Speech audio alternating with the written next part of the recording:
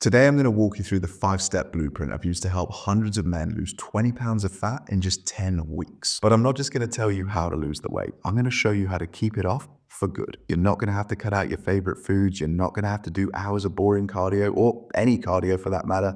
And you're not going to have to take any magic supplements. This is the exact blueprint that I used to lose 50 pounds of fat back in 2018. And since then, I've tweaked it and refined it to the point where I've got 100% confidence that if you follow the steps in this video, in 10 weeks' time, you're going to be 20 pounds lighter. First and foremost, we need to calculate your calorie target because it's going to be different for absolutely everybody. So what we're going to do is we're going to take your body weight in pounds and we're going to multiply it by 14. That's going to give us something called your maintenance calorie number. It's the number of calories that you would need to eat if you just wanted to maintain your current level of body fat, but we don't want to do that. We want to lose 20 pounds in the next 10 weeks, which means we need to lose 2 pounds every single week, or at least on average. There are 3,500 calories in 1 pound of fat, but given that we want to lose 2 pounds of fat each week, we need to create a weekly calorie deficit of 7,000. So what we need to do next is take the calorie target that you got when you multiplied your body weight by 14 and subtract 1,000 from it to create our 1,000 calorie daily deficit. And in case you're new to the terminology and you've never heard of a calorie deficit before, it's very straightforward. It's literally just where you are consuming, eating and drinking fewer calories than you are burning each day. And that enables your body to start burning through the stored fat in your body. So let's just quickly recap. We've taken your body weight in pounds and we've multiplied it by 14 to figure out your maintenance calorie target. And then what we've done is subtract 1,000 to get your daily calorie deficit target. But I should say at this stage that doesn't mean I want you eating 1,000 calories less each day, because that just wouldn't be very sustainable for most people. We're actually only going to eat 500 calories less each day. And I'm going to explain the maths and the logic behind that later in this video. Okay, let's do a real life example because I feel like that might bring it to life a little bit more for you. So let's say that I weigh 200 pounds. We're going to multiply 200 by 14, which is 2,800. I've just done it on my calculator down here on my laptop. So that's my maintenance calorie number. Now, if we wanted to create a 1,000 calorie deficit, we would just subtract 1,000 from that, which would obviously be 1,800. But as I just said, I don't want you eating 1,000 calories less every single day because that's not sustainable. So what we're going to do is just subtract 500 from that number, which is going to be 2,300. So that would then be my calorie deficit target if I weighed 200 pounds. But then what I want you to do is take your calorie deficit target, so in this example, 2,300, and multiply it by 7, which is 16,100. Remember, that's just the example in this video if I was to weigh 200 pounds. So what I've got there is my weekly calorie allowance. And this is a much better way to look at your calories, because if you try to hit the same target every single day, I can guarantee you, because I've been there and I've done it, you will go insane. No 2 days are the same. You aren't a robot, so you shouldn't act like one. Like whether it's stress at work, kids, an argument with the other half, whatever it might be, not every day is easy. So you want to have a plan in place that allows you to be more flexible, to have high calorie days and low calorie days to make up for that. So what a lot of my clients do is they will front load their low calorie days at the start of the week when stress levels tend to be normally a little bit lower, and they have a bit more motivation, a bit more willpower. And then they will have higher calorie days at the back end of the week, towards the weekend, when they want to go out and socialize, when they want to let loose a little bit more, when the stress level's a little bit high because they're more tired after a long week of work or whatever else it might be. So let's say my weekly calorie target is 16,100. Okay, so if I was to do it every single day, that would be 2,300. But it might be that on Monday, Tuesday, Wednesday, Thursday, I aim for, I don't know, let's say 2,000 calories. Okay, so that's banking 300 each day for those 4 days. Okay, so that means I've banked 1,200 extra calories, which I can then space out on Friday, Saturday, Sunday, which would be an extra 400 calories on Friday, Saturday, Sunday. And that's a substantial number of calories. And again, you don't have to do it that way. You could do a 5-2 split if you wanted. So you could even do a 6-1 split if you wanted. If you know you were having a big day out with the boys on the beers, or going out on a date night with the missus, or whatever else it might be, you can absolutely do a 6-1 and you can bank 1,000 extra calories for one day. It doesn't matter. As long as you are hitting your weekly calorie target, you're going to lose the fat. And this system gives you a lot more flexibility. It gives you a lot more freedom, a lot more autonomy as well. You don't feel like you're a slave to apps like MyFitnessPal. But speaking of MyFitnessPal, that is the next step of the process. We want you tracking your food intake, tracking your calories, and tracking your macros. Now, A lot of people get put off the idea of tracking their calories and macros, particularly if they've never done it because they've heard lots of negative things about it. It's almost very similar to just another diet these days. But the reality is this is a life lesson that, if it was up to me, would be taught to kids in school. Calorie tracking is a very powerful tool. And once you've done it for 6 to 8 weeks, as long as you do it diligently, you're never going to have to do it again for the rest of your life, because you start to be able to look at food in a different way. You're walking through the supermarket aisles and you start being able to eyeball packets and be like, yeah, that's probably like 30 grams of protein, 400 calories. It's like a superpower. It's like Neo when he starts seeing the Matrix. And I get there's lots of negatives. It's time consuming, it's boring, it's laborious, it's a little bit awkward. But in my opinion, at least, if you are serious about losing this weight and you want to do it as fast as possible, and actually in the easiest way possible, the one benefit that this gives you is so powerful and it outweighs all the cons. But let me just touch on that point actually around the logic side of things. So we as human beings are very emotional creatures, whether we like to admit it or not. And we have a particularly emotional relationship with food, because food is one of the few things that we have a lifelong relationship with. When we're not tracking our calories, a lot of the decisions that we make about food, or a lot of the feelings that we have about our diet, is based on emotion. Tracking your calories allows you to look at things logically and rationally rather than emotionally, because whether you've had a good day or a bad day, if you're not seeing the results that you want on the scales or however else you're tracking your progress, you can look at the data, the numbers on the screen, and make rational, logical decisions based on it rather than emotionally charged ones. And tracking your calories is particularly important at the beginning. And actually, what I would advise you to do is when you first start tracking your calories, once you've figured out your calorie target, don't even change anything for the first couple of days. I say this to my clients all the time. Use the first 2 to 3 days as a little bit of an audit. So just trying to understand like where you are actually going right and where you are going wrong. Because for most people, once they actually start diligently tracking their calories, they realize it's kind of one or two things. True story, I had a client, or I still work with this guy actually, and he first came to me and he already had a PT, but he just couldn't lose the weight. Anyway, we started to start tracking his calories, and within 24 hours, literally it took that little time, he figured out what it was, and like a light bulb went off in his head. And it turns out he was having about 600 calories a day from Starbucks, just from coffees. So again, like that was one thing for that guy. It's not as clear cut and simple for everybody. Some people out there have more complex relationships with food. But for a lot of people, it is just literally like one or two things that just need to be moderated or even removed. And actually, that's a good point. We should touch on this now, is that when you go on a diet, most diets are very restrictive. They actively encourage you to cut out certain foods or tell you that you can't eat at certain times of day. And honestly, I think they're pretty nonsensical, because we always want what we can't have, right? So if you tell someone you can't have chocolate, all they're thinking about is chocolate. It's like the purple elephant experiment. Now you're thinking of a purple elephant, right? So that's just how it works. Like, you don't want to tell people that they can't have something. That is why, as human beings, we are top of the food chain, at least until the aliens come. But where was I going with this? I can't even remember now. Ah, yes, that was it. Most people don't need to cut out all the foods that they actually enjoy. Because I said that to you right at the beginning, right? You don't have to cut out your favorite foods to get in shape.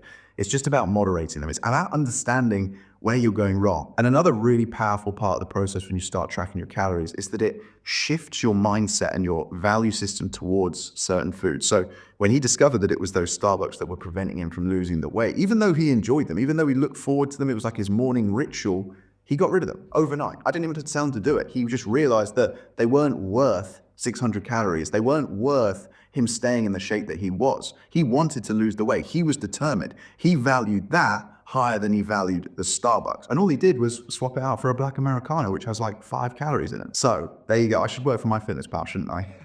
There is my sales pitch to you for why you should track your calories. And like I say, I think the main point is that this is not a life sentence. You're gonna have to do it for 6 weeks, 8 weeks. Imagine if you could do something for 6 to 8 weeks that realistically takes you 5 to 10 minutes a day, but changes the entire trajectory of your life.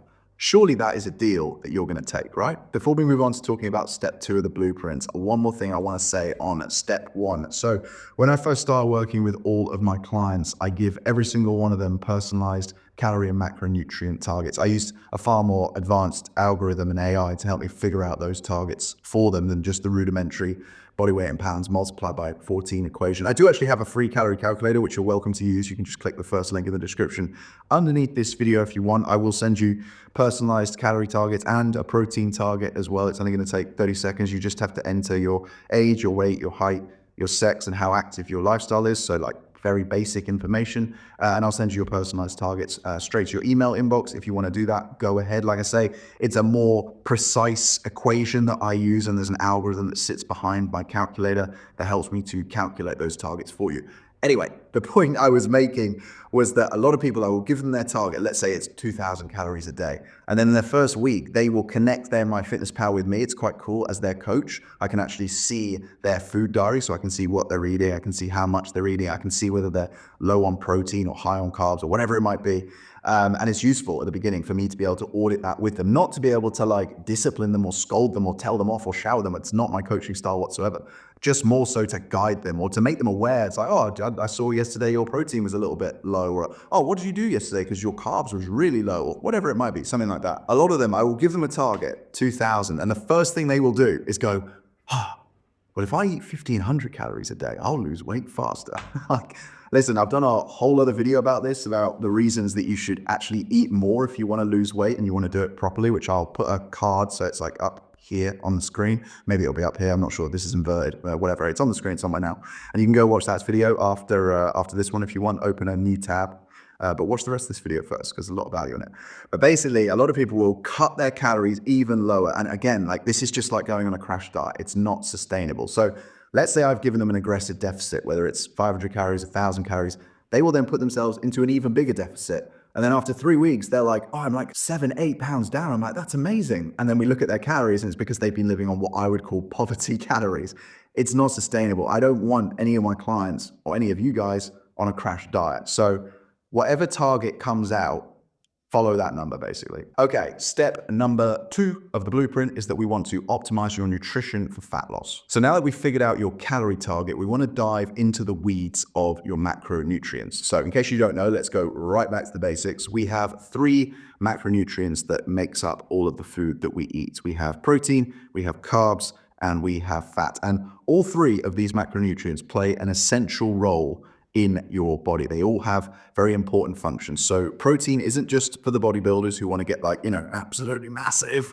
It actually helps you to support you at a cellular level. So every single cell requires protein, not just for the creation of new cells, but actually just for the healthy function of it. It also supports your immune system and it stabilizes your blood sugar levels, which is very important for controlling how hungry you feel. The other cool thing about protein is that it's very thermogenic. So what that means is that it requires the most energy of the 3 macronutrients for your body to digest, process, and break down. And your body's currency of energy is calories. So that means it takes more calories to digest protein than it does carbs and fat. So you're actually burning calories when you're eating protein. So that's a double win. And then to make it a triple win, one of the biggest benefits of protein is that it helps to fill you up because again, it's the hardest of the 3 macronutrients to break down. So what it does is it like physically sits in your stomach, which is just here, right?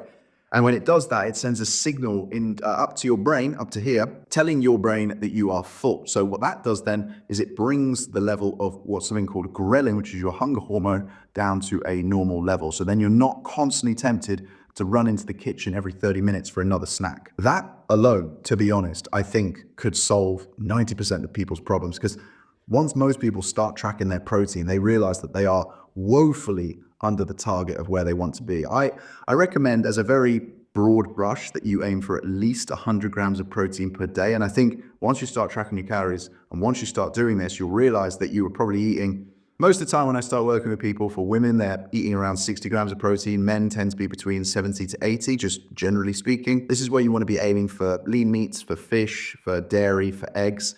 And if you can't do that, or if you really struggle with your appetite and stuff like that, then of course, don't be afraid to supplement with protein shakes and protein bars. And like I say, they're not just for the bodybuilders, not even just for the gym goers.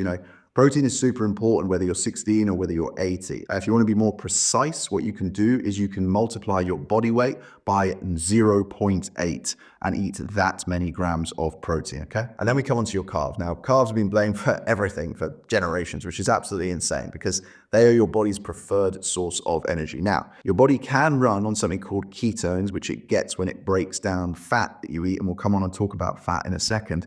But it prefers to run on glucose, which is the simple sugar that carbs broken down into, okay? And particularly your brain. Your brain really likes sugar. That's where you get the most optimal mental clarity and cognitive function is from carbohydrates. The challenge with carbohydrates is the type of carbs that you're eating and the volume that you're eating. So you just want to be making sure that you're eating nutrient-dense whole foods, ideally with single ingredients. So rice, potatoes, pasta even is absolutely fine.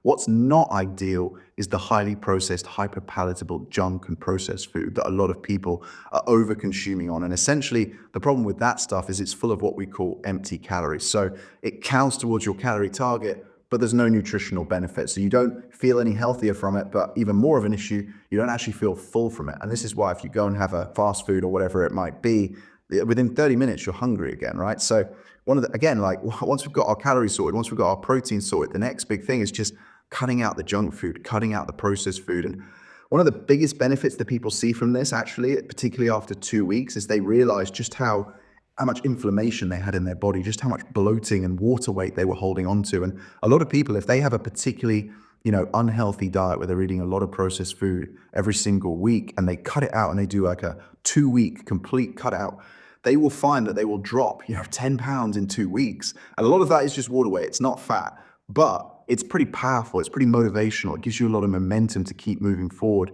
And then they just start to feel so much better. Their body is just operating better. Like, their digestion is better, their gut health is better. And actually, let me talk about that quickly now. Most people don't realize the importance of gut health when it comes to your overall health, when it comes to your workouts, when it comes to your motivation, your drive. Basically, 90% or 90 to 95% of your serotonin, which is your feel-good, happy hormone, is actually produced in your gut. And there is a nerve called the vagus nerve, which links your gut to your brain. So there's a very strong connection between the two. And when your gut health is better, you produce more serotonin. And when you produce more serotonin, you're happier. And what happens when you're happier? Well, you feel more motivated. You feel like you want to get up. You want to go and do hard things. In fact, the hard things don't even feel hard. They feel easy. But when your gut health is bad, you feel everything feels harder. You feel like you're really dragging your knuckles. Everything takes a lot more energy, a lot more willpower. You don't want to be operating on that. Cutting out the junk food, cutting out the processed food can not just have a powerful benefit on making it easier for you to stay within your calorie target, but it can also give you a heck of a lot of benefits when it comes to your gut health. And of course, the other important carb that you want to be eating plenty of is fiber. So fruit, veg, everything that's going to help to fill you up, because a little bit like protein, fiber is very difficult. A lot of it is actually impossible for your body to digest and break down and process. So again, it sits in your stomach, sends that signal out to your brain, it fills you up, and it stops you from gorging on and binging on food that you think you want, but you actually don't need. And of course, the other big benefit of the fruit and the veg is all the vitamins, the minerals, the antioxidants that are in there that are going to support your endocrine system, your hormone function, your immune system, and your nervous system as well. And we touched on it earlier, but limit the amount of liquid calories that you're having. You can easily be having 600, 1,000 calories a day from soft drinks, from coffees, from alcohol, whatever it might be.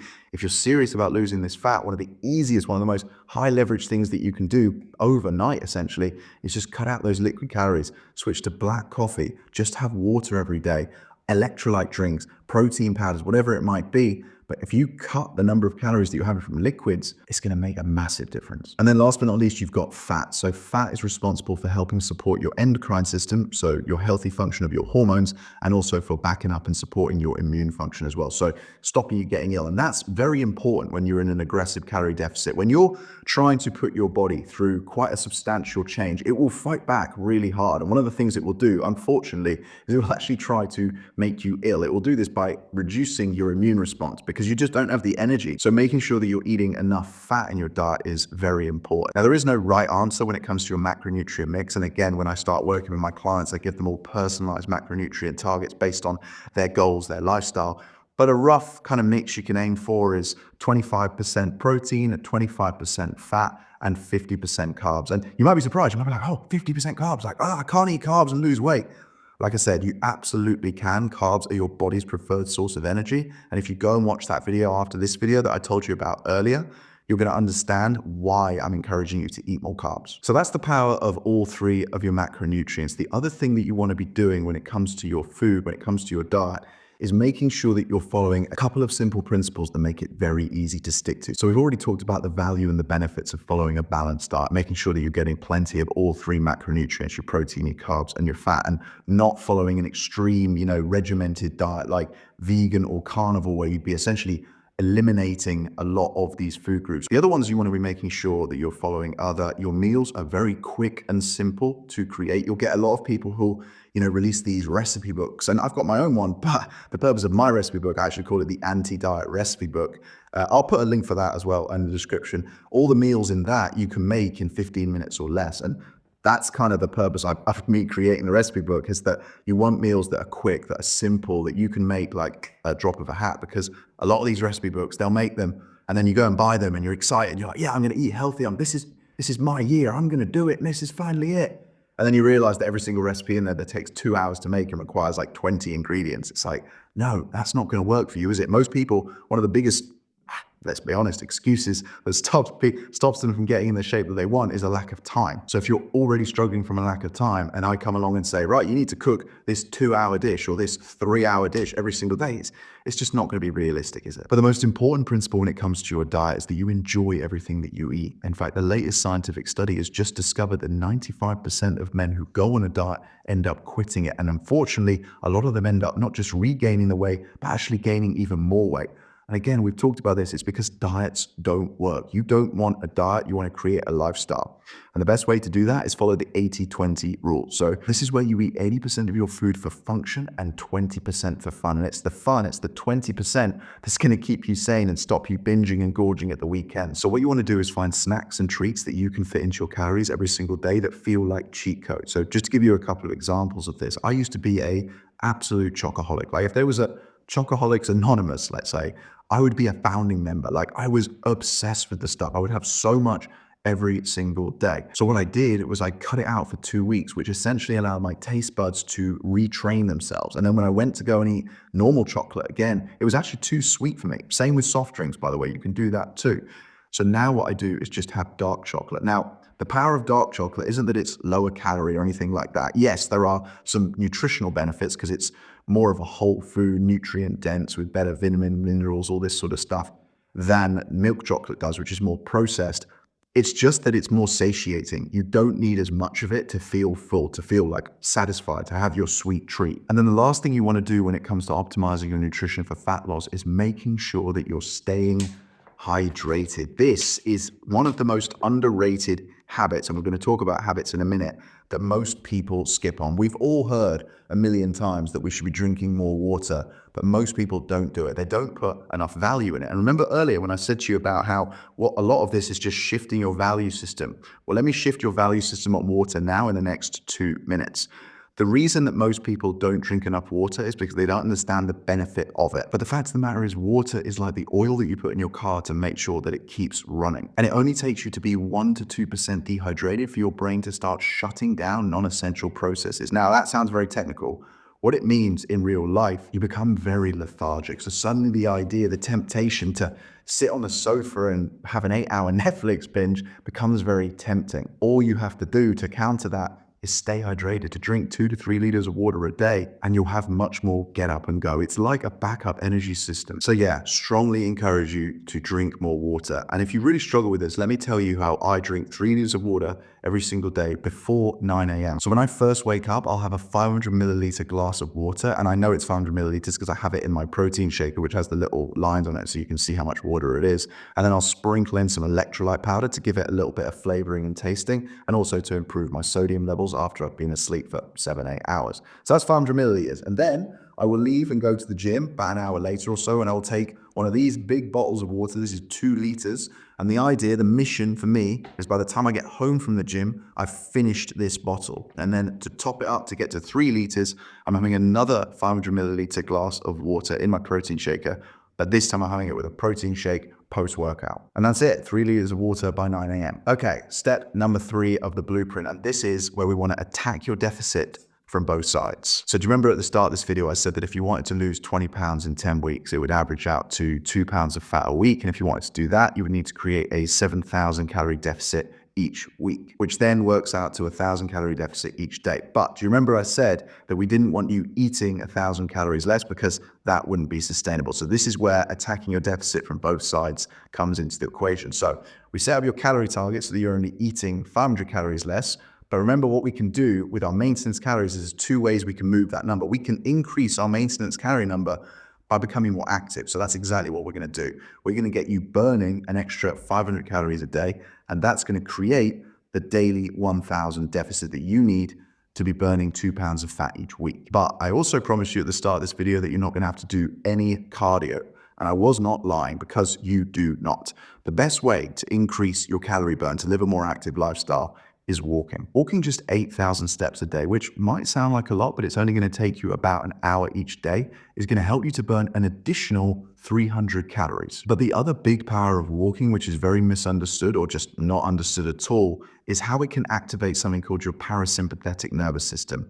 And this is super important because, again, when you're trying to lose weight, when you're trying to burn fat, you're putting your body in a state where your cortisol level, which is your stress hormone, is going to be very elevated. So we need to do absolutely everything in our power to reduce that cortisol down, because you know what it's like when you're stressed out, a lot of your decisions are based on emotion. We need to take that out of the equation, because if you're making decisions based on emotion when it comes to food, trust me, sticking to a calorie deficit is going to be 10 times, maybe even 100 times harder. The benefit of activating your parasympathetic nervous system, which we can do through walking, is that it's linked to rest, relaxation, and recovery. It literally has been proven to calm you down. And the coolest thing about walking is the fact that you can multitask while you're doing it. So whether it's listening to an audiobook, a podcast, a playlist, phoning a friend, phoning your mum, or even doing what a lot of my clients have done recently and switched all of their Zoom meetings to walking meetings. So that's how you're going to burn an extra 300 calories per day. But that still leaves a gap of 200. So what I'd encourage you to do is strength train, lift weights 3 times per week. But this doesn't mean that you need to be going into the gym for 2 hours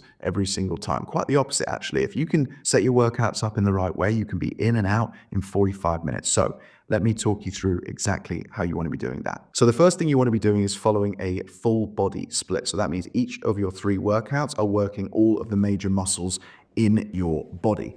The next thing you want to be doing is making sure that you're doing primarily compound movements. So I'll put the main ones on the screen for you right now. You can see the split between lower body exercises and upper body ones. You've got things like squats and deadlifts and hip thrusts and lunges and push-ups and pull-ups and dips and bent over rows and chest press and stuff like that. These are the multi-joint exercises that use the biggest muscles in your body. And that's very important because we want to make your workouts as efficient and effective as possible. And when you're working the biggest muscles, when you're doing these exercises, you're going to burn the most calories because they require the most energy for you to complete them. And remember, your body's currency of energy is calories. So the next thing that you want to be doing is lifting lighter weight that you normally would. And this is for a couple of reasons. Firstly, it's to prevent injuries, because what a lot of people do, particularly the lads, is they go into the gym, lift the heaviest weights possible to try and impress the girl over there. But guys, I promise you, she doesn't care, she's not looking. But the problem is when you do that, you just end up ego lifting. You don't actually end up putting the muscle that you're trying to work under any tension. You end up working the joint, the ligaments, the tendons, and this is where injuries come in. And you know what it's like. We've all been there. We've all had that niggling injury in our shoulder or our knee or our back or whatever it might be. Your motivation goes to zero and your chances of losing any body fat goes to zero with it. When we lift lighter weight, not only can we lift with better form and higher intensity because we're actually putting the working muscle under stress, which is what's going to cause it to grow and adapt, but it also means that we can keep our rest periods between our sets nice and short. So instead of sitting on your phone for 5 minutes in between sets and only doing like 10 sets, you're actually keeping your rest periods to a timed 30 to 45 seconds. And the other big benefit of lifting lighter weights is that you can do higher reps. So again, this is about making your workouts more efficient and more effective. If we can do more reps per set, we're going to be lifting more weight, we're going to be burning more calories. So that's a very rough and ready guide of how to build your workouts. Obviously, when I work with my clients one-on-one, I get them all completely personalized workout programs that are designed based on their specific goals. But if you follow those simple principles, so 3 45-minute full body workouts with lighter weights so that you can keep the rest period short, you can do higher reps and make sure that you're doing primarily compound movements, that is more than enough to get you started. And the other big benefit of doing the full body split is that even if you don't get all 3 workouts in every single week, if you just do 2, at least you're still hitting all of the major muscles in your body twice per week. Because a lot of people think, I just want to lose the weight, but you don't really. What you're trying to do is a body recomposition where you're actually changing the shape, the look of your figure. And if you just try and lose weight, you're actually going to look probably worse, to be honest with you. So what you really want to do is build a little bit of lean muscle, or at least maintain that muscle whilst you're losing the weight. And the only way you can do that is resistance training, is lifting weights. In step 4, we're going to talk about one of the most important parts of the process. Step 1, 2, and 3 are a little bit like the launch pad that you need to take off. But step 4 is how we get you from point A to point B. And that's building sustainable habits. But the most underrated habit that nobody is talking about is quitting the bad habits. Everybody is very quick to want to add new healthy habits into their routine, but you need to understand that we have to make room for them. And the way we make room for them is to get rid of the bad ones. And the other thing is, getting rid of the bad habits is also going to make it easier for you to stick to the good ones. And it's going to increase the benefit that you actually get from them. But before we talk about the bad habits that we want to get rid of and the good habits that we want to add in, we need to understand what a habit actually is. Habit is made up of 3 parts. You have a cue, which is, for example, you waking up in the morning; the routine, which might be you going downstairs and getting a nice warm hot cup of coffee, and the reward is you drinking that delicious coffee. But let's say, for example, as I have done this year, you want to cut out caffeine. Rather than completely throwing out my reward system and my cue, because I still have to wake up in the morning, all we're going to do is swap out the middle bit, the routine, okay? The easiest way to get rid of a bad habit is not to just go cold turkey, it's to swap it with something else. Now, you see, a lot of people do this, but they do it in an involuntary way. So, for example, a lot of people will quit smoking and then start binging on food because they essentially need some sort of new addiction. That's not going to work. And that's why when you quit smoking, you might have to go on nicotine patches or gum or whatever else it might be, rather than just going cold turkey. It's the same with the caffeine. If I was to just quit caffeine cold turkey, I'm going to be lying in the corner at 10 a.m. in a coma because I don't have any energy. I'm not used to it, right? What I'm going to do is just swap the routine. So rather than having a normal caffeinated coffee, I've swapped it for decaf. And I can guarantee you, because I've done it myself for 33 days now, you do not notice the difference. Like literally, the taste is exactly the same. The placebo effect that you get from it is amazing. So what are the bad habits that we want to cut out? Well, I've got a list that I've just written down in front of me. Limiting our phone time. I think that is probably one of the biggest ones for a lot of people, particularly these days. You know, a lot of the time people will say to me, I just don't have time to eat healthy. I don't have time to go to the gym. And the first thing I say is I go, okay, cool. I just out of interest, what's your screen time last week? And then they look, and inevitably it's like 12 hours on, Instagram or whatever else it might be. And they're like, yeah, they realize they got nowhere to hide. They got no excuse. If you want to fit in 3 45-minute workouts, that's 2.5 hours. Let's say it takes you 15 minutes to and from the gym. We're talking 3 hours a week max, which is something that's going to not just improve the quality of your life, the longevity of your life, your relationships. You're probably going to make more money because you're going to be healthier, and healthy people are richer, honestly.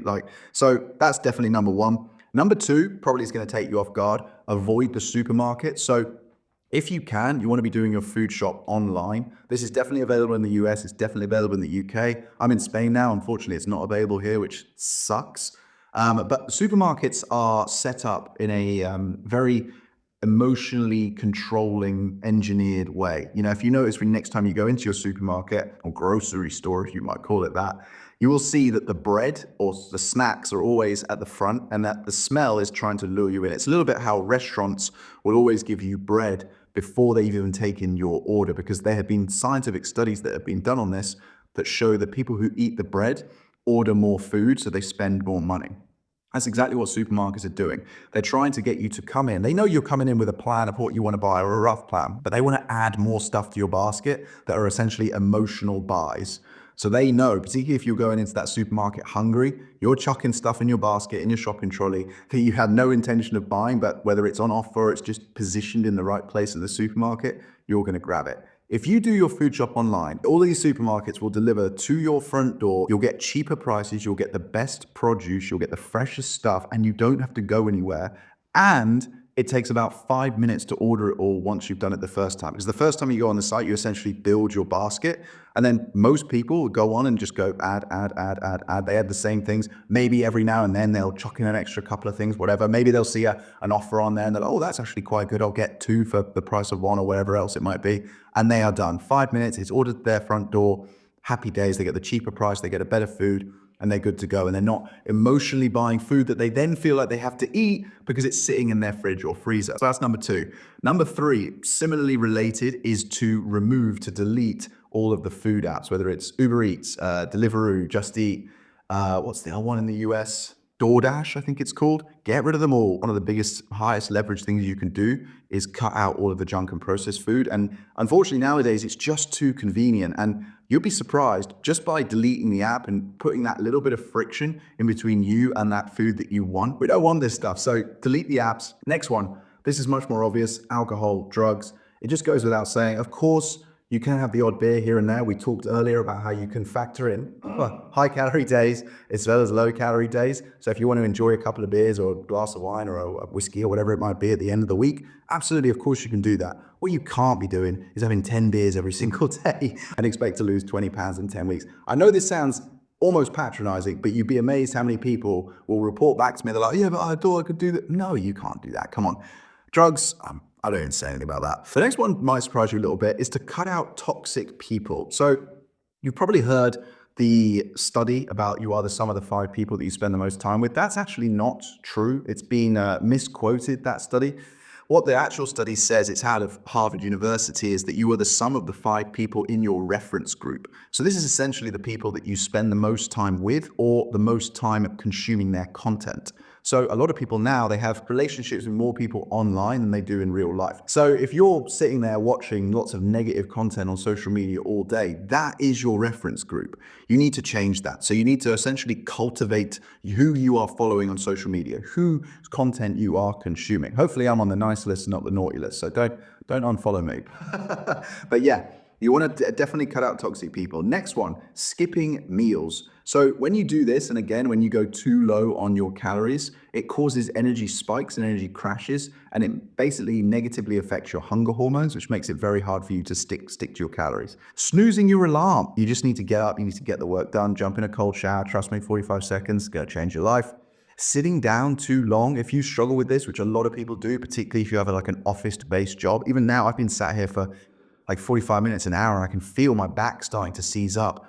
Just set alarms on your phone every hour, or make sure when you complete a task, you get up and you just move around, even if it's for 5-10 minutes. Go to the water cooler, go to the toilet, get outside, get some fresh air, go for a little walk, activate your parasympathetic nervous system. Actually, this is a very quick 2-minute task that I literally just thought of off the top of my head that's going to really shift your mindset around some of your bad habits. And you can do this right now if you want to pause the video, or you can wait to the end and do it after. But don't skip this, because I promise you, I've done it myself and it genuinely really works. It's quite powerful. So what I want you to do is sit down and write out all the things that you would do if you wanted to have the most unhealthy day of your life. Now, some of these are going to be super obvious and generic and apply to everybody. Like, you wouldn't sit in a dark room for 24 hours and not eat any food or not drink any water, right? Like that's the easy stuff. But others are going to be more personal to you. But essentially what you're looking at is a habits mirror. The things that you have written down are things that you do. Whether you do them every day or not, doesn't even matter. These are unhealthy habits that you know consciously you are doing. And now that you've written them all out, hopefully it's changed your perspective on them a little bit. It's changed your value system and shifted your mindset, and you can cut some of them out so that we can make room for some of the good habits. Okay, so similarly to how I wrote out a list of bad habits, I've written out a list of good habits, which I think apply to the vast majority of people. So the first one is tied with not going to the supermarket, and that is essentially planning what you are going to eat for each day of the week. Now, this doesn't mean you need to do meal prep and spend 3 hours on a Sunday cooking chicken, rice, and broccoli. That's not what I'm saying to do. What I'm saying is to sit down for 10 minutes on a Sunday night and plan out what each of your meals are going to be. Set the intention. What you could even do, if you really want to go hard on this, is actually put them into MyFitnessPal on a Sunday, and then it's going to give you added accountability to stick that. The real power of this is if you're planning out that meal, what you're really doing is creating a shopping list, right?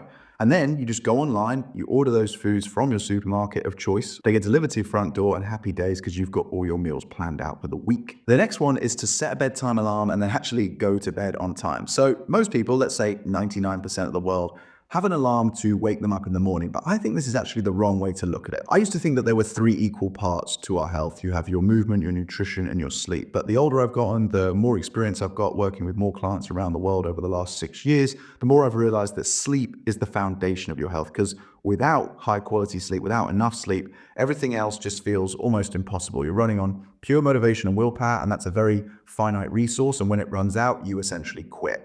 Whereas if we are always making sure that you're getting enough sleep and enough high quality sleep, we never have to worry about tapping into that motivational willpower, because that drive, which sits underneath those, it's more of a powerful life force, is always going to be there. And the best way to do that is to set a bedtime alarm and work backwards from it. So let's say you wanted to wake up at 7 a.m. in the morning, and we want to make sure that you're at least in bed, if not ideally asleep, for 8 hours a night. We're going to set your bedtime alarm for 9 hours before, okay? So that would be 10 p.m. And the reason for that is it's going to take you at least an hour to wind down, get into bed, and ideally get to sleep. And that means you're going to be in bed, asleep, ready to go, getting your 8 hours in by 11 p.m. But when you're setting your bedtime alarm, so in this case, 10 p.m., and this, of course, is just an example, you don't have to follow this regimen exactly, that is the time that you want to start winding down. So what I do is I make sure that my TV is off, my laptop is off, I have airplane mode of my phone, so I'm not getting bombarded by notifications from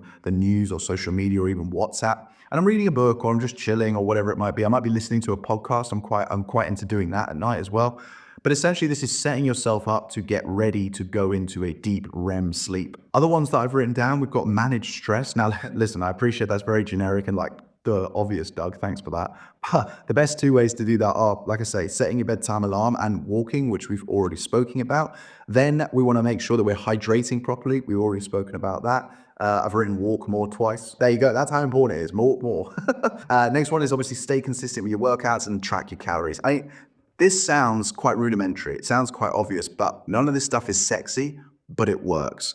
The challenge is to stick to these habits. So I've set this up by building a habit tracker that they can plug their daily non-negotiable habits into. And then the longer that they stick to their habits, they build up a streak. And the longer their streak, the more new badges that they unlock. So essentially what we've done is turn this into a little bit of a video game, and you'd be amazed. You get a little bit of a dopamine hit every day. You can log onto your habit tracker, and I use this myself as well, and you can just tap that little checkbox, and it just gives you that little sense of, yeah, another good day. And this is the way that we create habits, or this is the way we get rid of the bad ones, because the habits are what tie all of this together. They're what get you from point A, where you are today, to point B, where you want to be, where you're 20 pounds lighter in the next 10 weeks. It's all well and good knowing the stuff we went through in step 1, 2, and 3.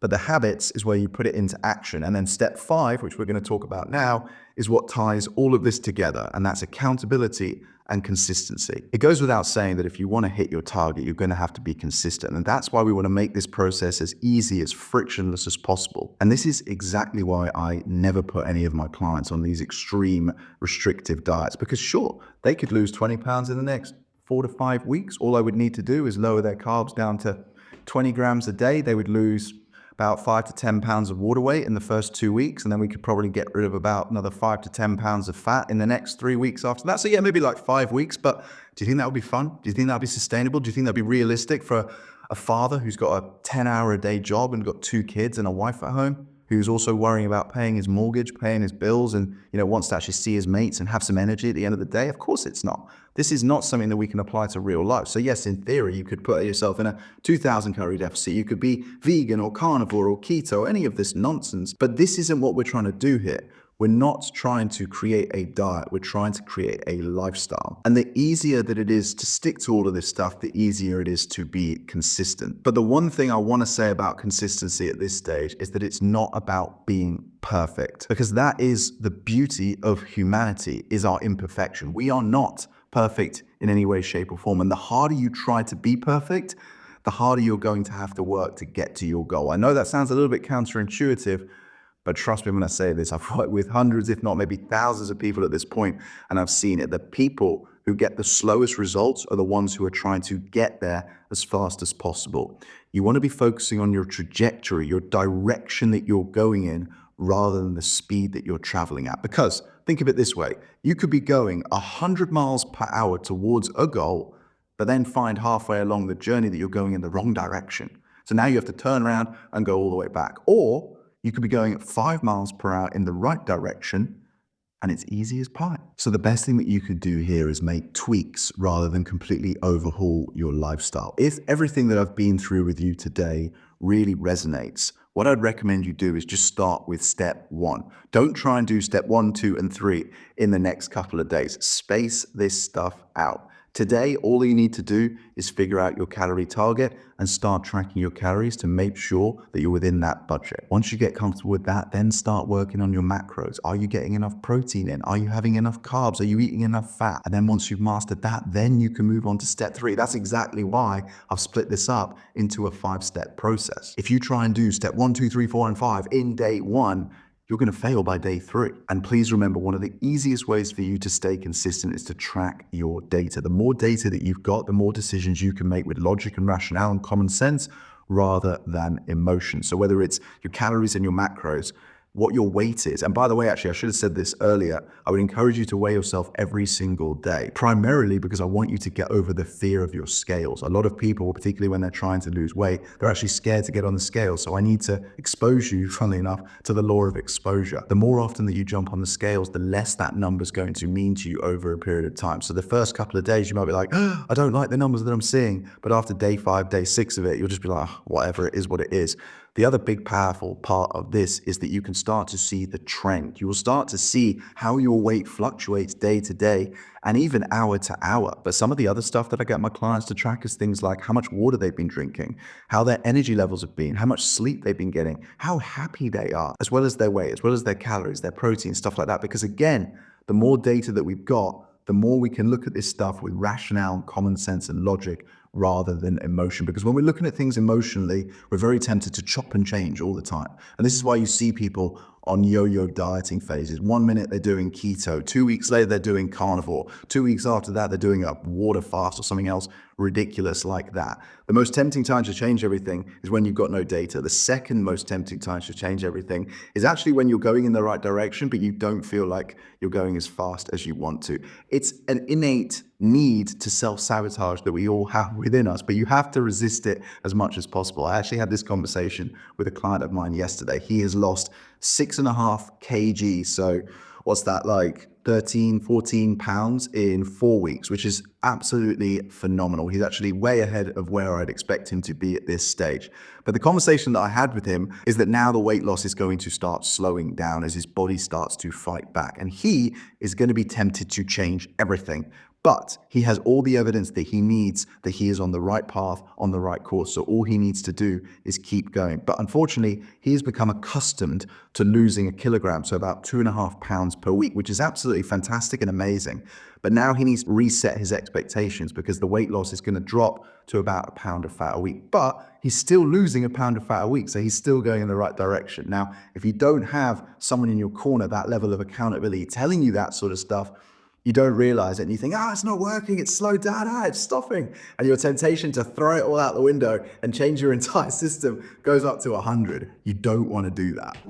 There we have it, gents. That is the full blueprint of everything that I do with my clients to help them lose 20 pounds of fat in just 10 weeks. But I appreciate we covered a lot there. So if you're not sure where to start, and if you'd like my help, then you're more than welcome to click the link in the description that's underneath this video and apply for my coaching program. And I can help you fast track all of your progress and get these amazing results in just 10 weeks. I'll leave the video here. I really hope you enjoyed it, but more importantly, as always, I hope you learned something new and I hope you found it useful. And until next time, cheers.